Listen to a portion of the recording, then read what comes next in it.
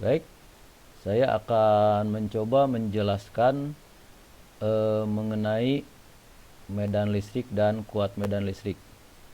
Saya akan tayangkan yaitu eh, mengenai medan listrik di suatu tempat. Ini kira-kira medan listrik di suatu tempat di mana ya?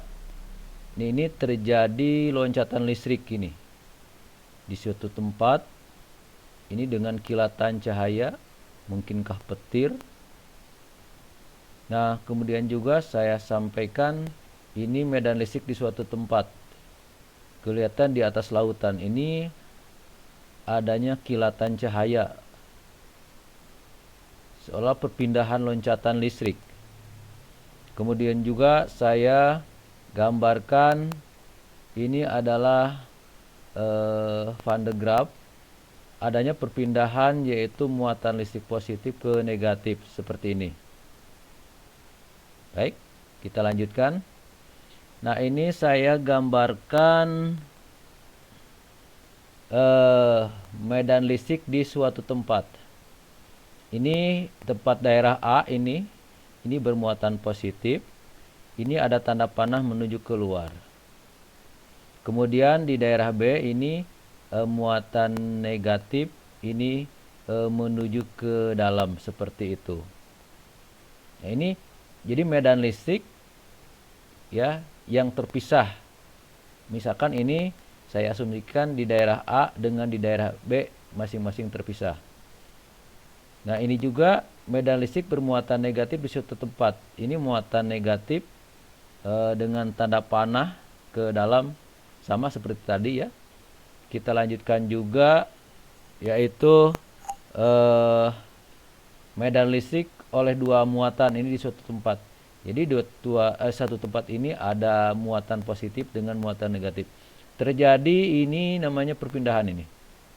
Loncatan dari muatan positif ke negatif seperti itu. Ya. Nah, ini berarti ini apa? Ya, perpindahan ini boleh dikatakan juga adalah garis gaya. Garis gaya atau garis hayal. Tapi tidak kelihatan, hanya ada pembuktiannya itu loncatannya. Boleh juga ini yaitu arah dari positif negatif.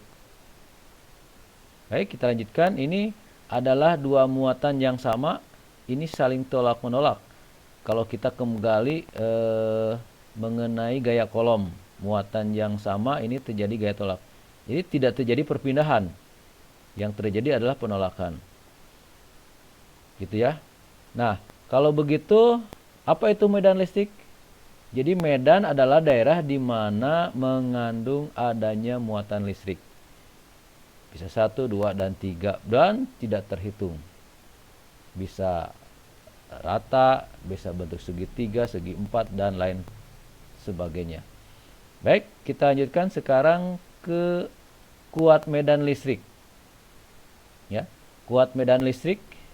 Ini kuat medan listrik di titik ya. Misalkan ini muatan positif, kita ingin mengetahui bagaimana kuat medan listrik di titik L, kuat medan listrik di titik K, kuat medan listrik di titik M. Kuat medan listrik di titik L ini jaraknya 1 gitu ya, atau RL. Kuat medan di titik ini jaraknya adalah RK. Kuat medan di titik M adalah RM. Di mana kuat medan adalah konsepnya secara matematik yaitu E sama dengan K Q dibagi R kuadrat. Kita lanjutkan. Ya. Kuat medan di titik K. EK sama dengan K Q dibagi RK kuadrat. Ya. Nah, seperti ini ya. Kuat medan di titik K adalah berarti K Q dibagi RK kuadrat. Gitu. Kuat medan di titik M adalah MK sama dengan Q dibagi RM kuadrat. Kuat medan di titik L adalah LK sama dengan Q dibagi R kuadrat. manakah yang memiliki kuat medan yang paling besar? Kita uji. Misalkan dari gambar ini mempunyai muatan satu kolom, muatan positif ini. Jarak RK adalah 1,5, jarak RM adalah 2 meter, kemudian jarak LL adalah 1 meter. Di mana kuat medan yang paling besar? Kita masukkan nilainya. EK sama dengan kaki RK kuadrat ya.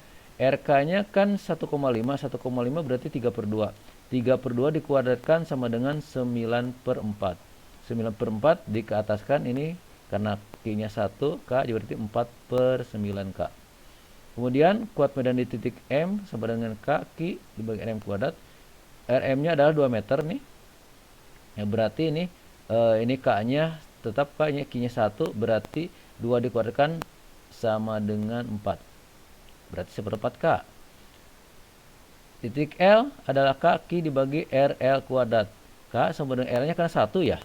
Nah, 1 berarti dikuadratkan 1, berarti K sama dengan Newton kolom. Jadi kesimpulannya gimana? Di manakah kuat medan yang paling besar? Ternyata yang paling besar adalah di titik L. Berarti di titik L ini mempunyai jarak paling kecil terhadap muatan ujinya. Baik, mudah-mudahan dipahami. Nah, tentu saja ada alat untuk mengukur kuat medan. Ini loncatan listrik gitu ya. Nah, gitu. Nah, ini ada alatnya. Sekarang sudah banyak gitu kan untuk mengukur secara gitu kan ya. Sudah ada gitu kan ya. Baik, mudah-mudahan bisa dimengerti. Terima kasih.